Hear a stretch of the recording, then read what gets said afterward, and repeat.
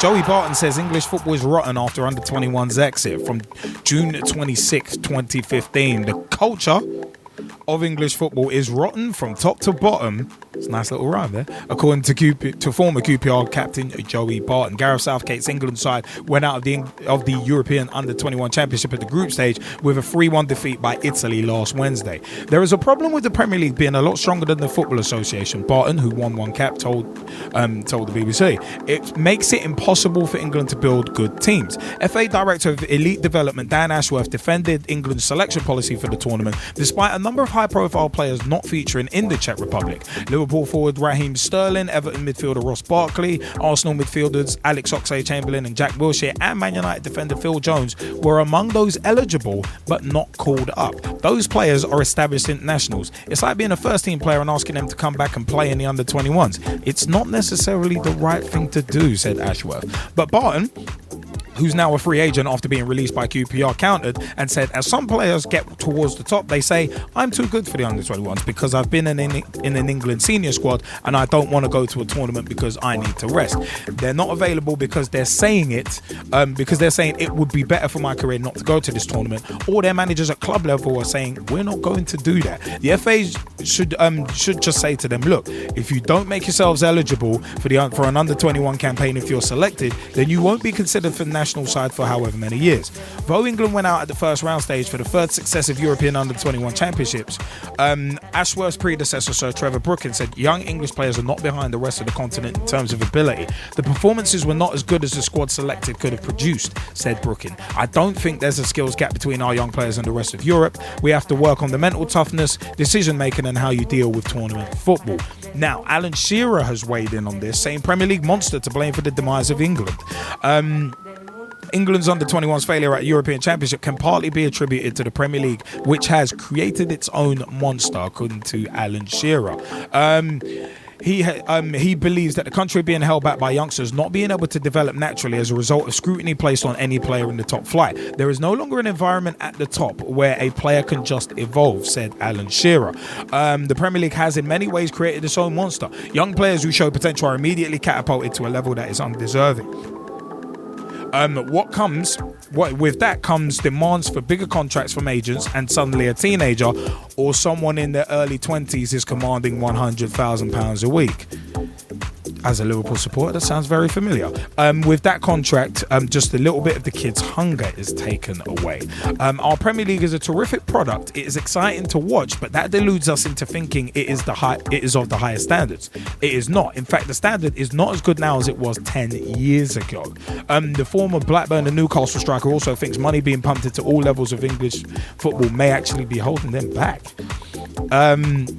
It's an odd one. He said the England team is nowhere near as good as it was 10 or 20 years ago, yet more money has been pumped into our game than ever before. But maybe this is where our biggest problem lies, because with money comes panic. Shearer, who scored 30 times in 63 appearances for England, added, right now we are miles away from being able to compete with the best. Now, I mentioned Miss Jennifer Evans, who's one of our regulars, tunes in via YouTube. Of course, it's one of them ones. But Jennifer Evans asked us the very interesting question about a day or two ago. And she said, just want to throw some thoughts out there to the PT Familia. With the continued success of the Lionesses at the World Cup, how is it that their male counterparts have failed in recent years to make it out of their respective World Cup group stages? A lot has been said about funding at grassroots level. However, the women's game only pulls in 0.5% of the sponsorship funds. Compare this to the 61.5% that their male counterparts get. It becomes even more dubious when you consider the male English team are meant to field the top 11 players in the country, yet their only success/silverware dates back to 1966. Officially, there was Le Tournoi in 97, but no one counts that. Is it a fact that in real terms the English national male game is regressing? Isn't it true to say in the past commentators used to refer to clubs as fielding 1, 2, 3 international players, whereas now commentators have undergone a sea change, and when commemoration on the male national side will refer to having many players are being fielded from a certain club, as though club football is now in higher standing than the national team. If English clubs cannot achieve sustained success in the Champions League as their European counterparts, is there really a chance that the male national team will perform on the world stage? Hash just saying. You know what, yeah? I actually think that is a fantastic question / monologue from Miss Jennifer Evans, and thank you for that. You know what? It is one of them ones where Gezzie Fizzle, you want to jump in with your view first? I want to come back to certain things that I've pointed out in this. I mean, shout out to Jennifer Evans because she always brings it with that good in terms of those questions. I suppose I have to go back to Joey Barton's comment and start from there. And I have to say I partly agree with a lot of young players now. It's a matter of, right, as soon as they make it to the senior squad, anything else, whether they play or not, just because they're in the squad, anything else means no, it's not at the level where I'm at, and it's too good for them. And I think that is a very big part of the problem, right? If we look at the nations that have had success, right, of actually going and developing young players, right? I'd say let's look at what Spain did. Let's look at what Germany did, right? They've kept groups of players together throughout the age groups, right? So they were playing together for such a long time at international level that when it came to the seniors, it really didn't make that big of a difference because they've all been playing together for such a long time. And then, of course, it was just a matter of integration, right? Whereas with England, you don't see that whatsoever. Now, I'm not saying that it's a matter of copying those people and those teams. That's not it. It's a matter of saying what works in terms of the development of young players and the integration of those young players into the senior squad versus not doing it, which isn't working out, right? So I think there's a whole mentality shift that needs to happen. And then, of course, let's go and look at what's going on with the women at the moment. The women are flying the flag, right? In the sense of all of the men who get lauded all the time, right?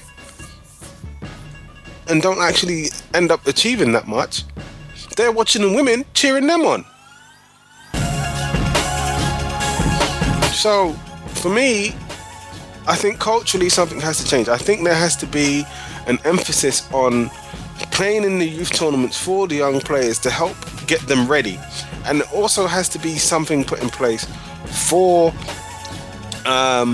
the management at the top level. So we're talking about the FA and Roy Hodgson, not to go and take those young players that have happened to have one or two good seasons and put them into the senior team straight away, to resist that pressure, to resist that urge, because that's the part where I think young players are being spoiled. Not just in terms of them being able to turn around and then say, no, I don't want to be a part of this youth team going to this youth tournament. That's not going to help progress my career, right? But also to stunt their development. Because here's the other thing. Yes, you get named in one squad, but what happens after that? Not an awful lot. In the case of quite a few people, they fade away.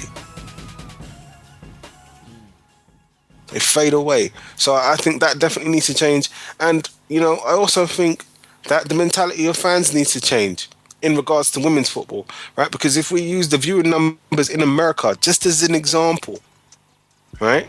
They dwarf the support that the women's national team for England have. Ridiculously so, right? I honestly believe that what should happen is, irrespective of whether it's the men or the women, from when those sports people are going out to represent England, everyone should be watching. It's as simple as that. And that's the responsibility of the FA to get it to that level.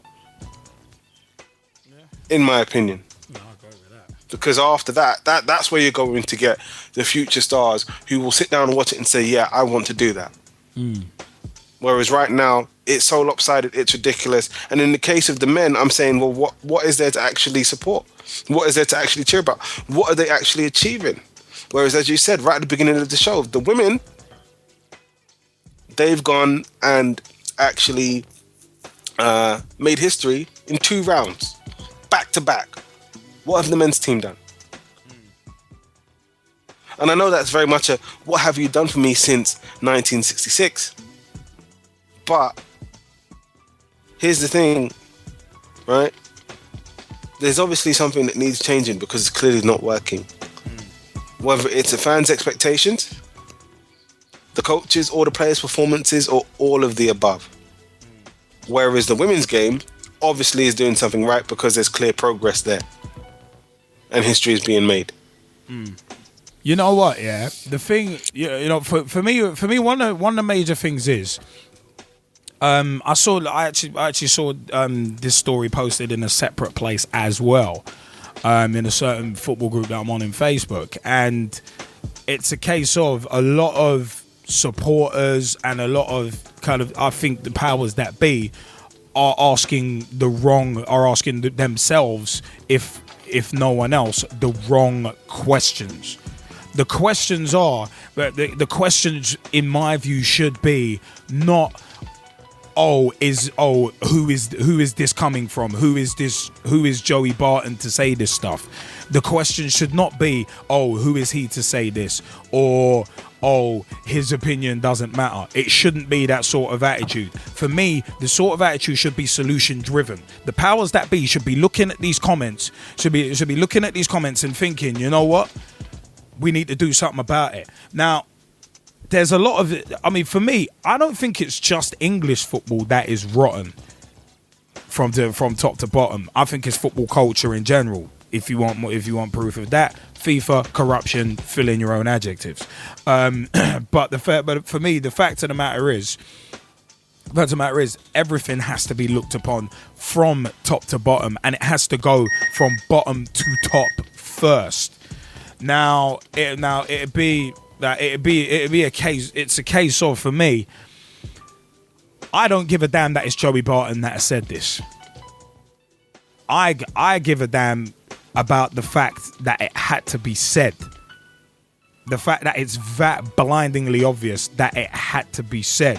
Now, there are a lot of youngsters, and the parasitic media have a major role in this. In terms of a youngster has a couple of good games, and then boom, yeah, they're Bertie Big Balls. Jack Grealish has a couple good games. Oh, England call up. Oh, England. Harry Kane has half a good season. Oh my God. Oh, United should bid 40 million, 50 million for him. And it's like, whoa, hold on. Oh, Raheem Sterling's worth 50 million. Whoa, you want to slow your roll. You seriously want to slow your roll. That it's either you're smoking or joking. English players going for stupid transfer fees. Andy Carroll, 35 million. If Raheem Sterling does go 50 million, if that happens. I mean, there's some stupid stuff here. I mean, I saw the delightful irony in the fact that Rio Ferdinand was criticising, saying, we're saying, oh yeah, English players are overpriced, when he was one of the ones who started that gimmick. But anyway, leaving that aside, I'm not getting into that tit for tat thing. Trevor Brookin's comments are denial at its highest. The fact that Trevor Brookin goes, what's it?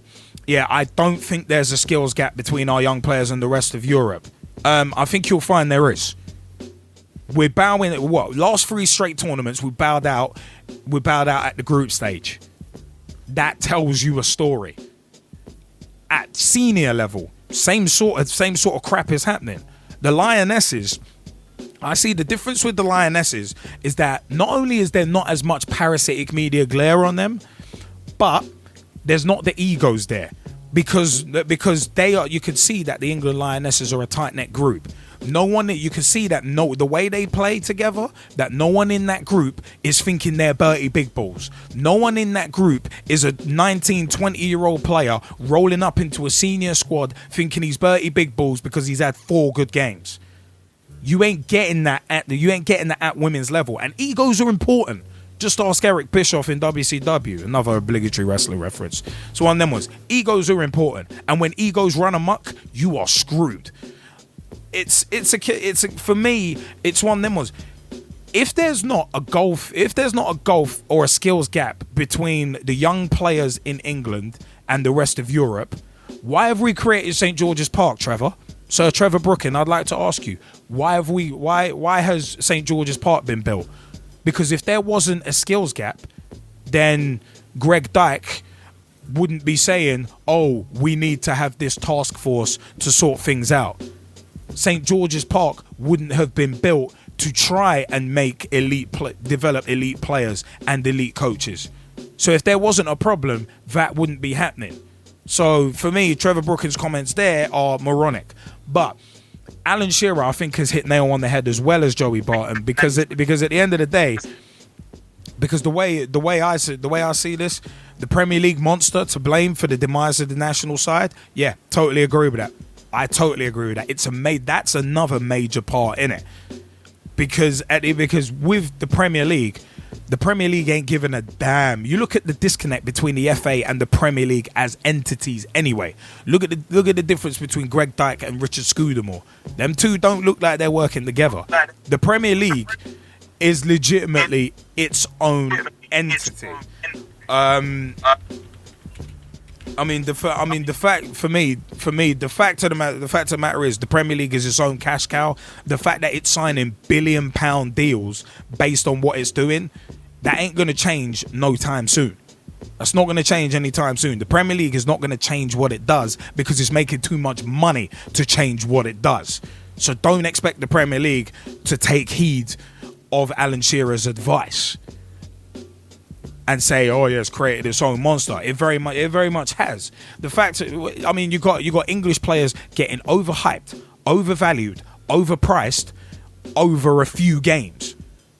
As I've said in recent weeks about the Raheem Sterling situation, there's players and their agents, especially agents, who are legitimately trying to get as much, just bleed as much money as they can out of their players and sell them on because it makes them look good.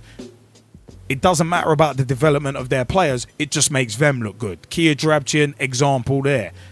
AD Ward, example number 2. So it's one of them ones. That's where my problem comes in.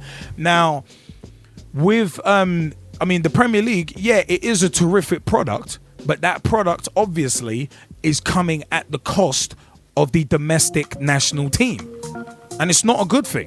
It's not a good thing, but it's not going to change because the Premier League is short-termist in nature.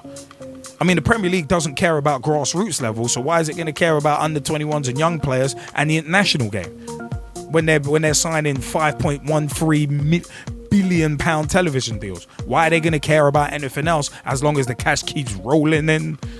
So one of them was Jennifer Evans' points were quite interesting about the male counterparts failing in recent years to make it out of World Cup groups, but the Lionesses are making it the semi-finals. Again, the egos thing. Players being eligible for under 21 tournaments, but their club saying no, we don't want to release them. That's BS anyway.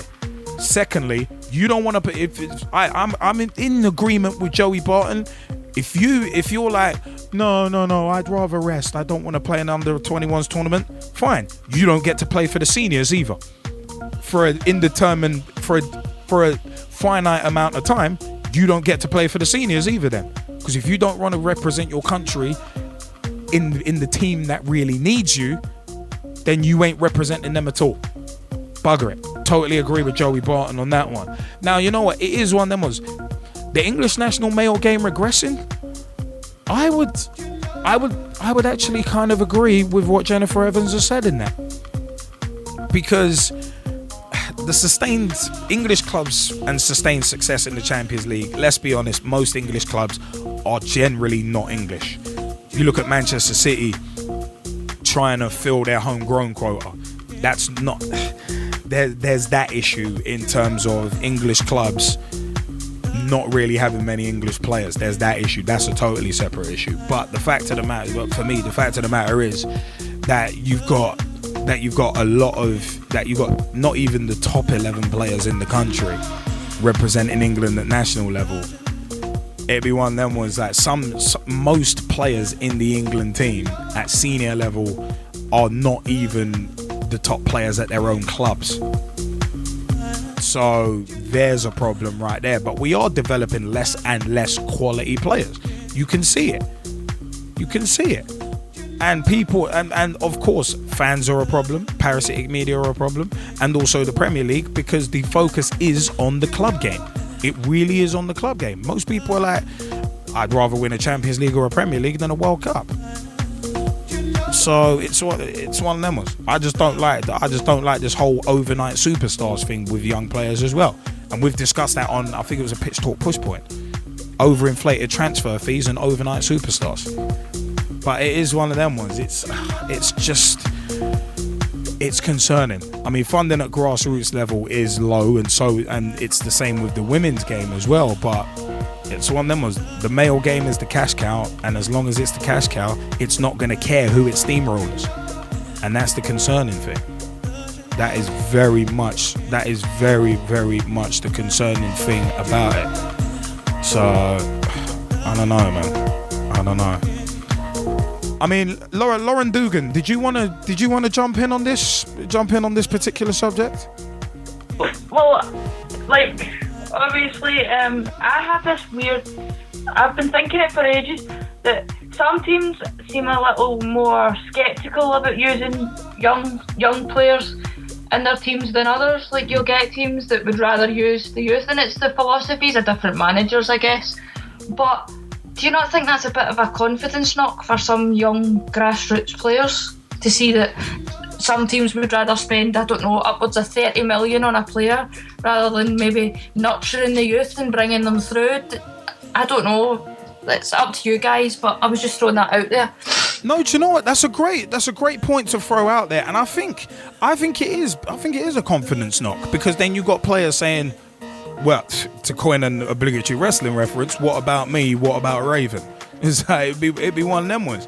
It is definitely going to be a confidence knock, but at the same time, English players have to be stepping up and proving that they're good enough. Because it's all good giving opportunities, but if you ain't good enough, to deserve those opportunities, then they're going to be taken away from you. That's what I would say. It's not just in English football though, I think, as well, and I agree with Joey Barton. It's not just English football that's rotten to the core. I mean, there's football all over the world, and like Scottish football, I think that's corrupt as well in some strange way. But that's part and parcel of life now. It seems to be that it's the same everywhere. Everywhere's the same. It's rotten somewhere. Something's rotten somewhere, whether it be to do with the youth or from the high heavens above and like the FAs or whatever. It's always going to be part of the culture, and it's sad to see that, but it's also sad to see how some, I get the whole point of they've got to prove themselves, but at the same time you could hit back and say, where's their chance going to come to prove themselves if they're not going to? Where's that going to come if they're not going to be given that chance? If they can't have a chance to prove themselves, how are they going to know if they're good enough or not? No, really? Yeah. No. I mean, that is a good point. I mean, that is a good point. But then at the same time, the Premier, I say it directly ties into the Premier League and two words: short-termism. The Premier League is short-termist. You can see by these revolving doors of management that are going on at a number of clubs. Chelsea being an example, Sunderland being another example. This revolving door of management where a manager has one bad season, he's gone, or half a bad season, then he's gone. That kind of ties into it, and I think that would stop a lot of managers investing the time in youth and giving the youth opportunities, and that's something that needs to be changed. That is definitely something that needs to be changed, because as long as the aim is short-termist from a lot of chairmen, then managers are not going to try and achieve long-term goals because they know they'll never have the time to lay down foundations. QPR Again, it's not an English thing as well. There's like teams as well up here in Scotland. There's revolving doors with management. I mean, you've got St Mirren, say, in Paisley. I think they had a manager. Was it Danny Lennon? And then they replaced him with one of the old players in Gary Teal.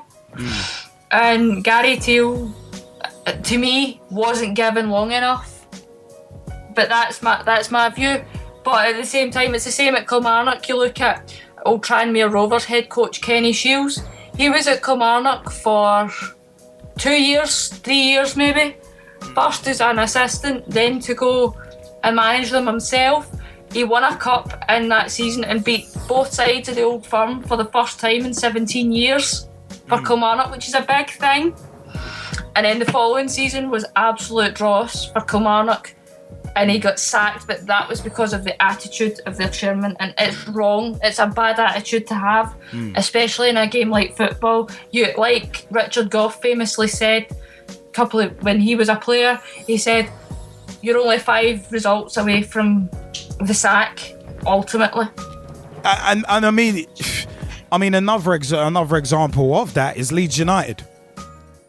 They sacked 2 managers after 3 games each. That tells you all you need to know, that it's not just the under-21s where things are rotten, it's around football in general. So, I mean, it's a scary thought, it really is.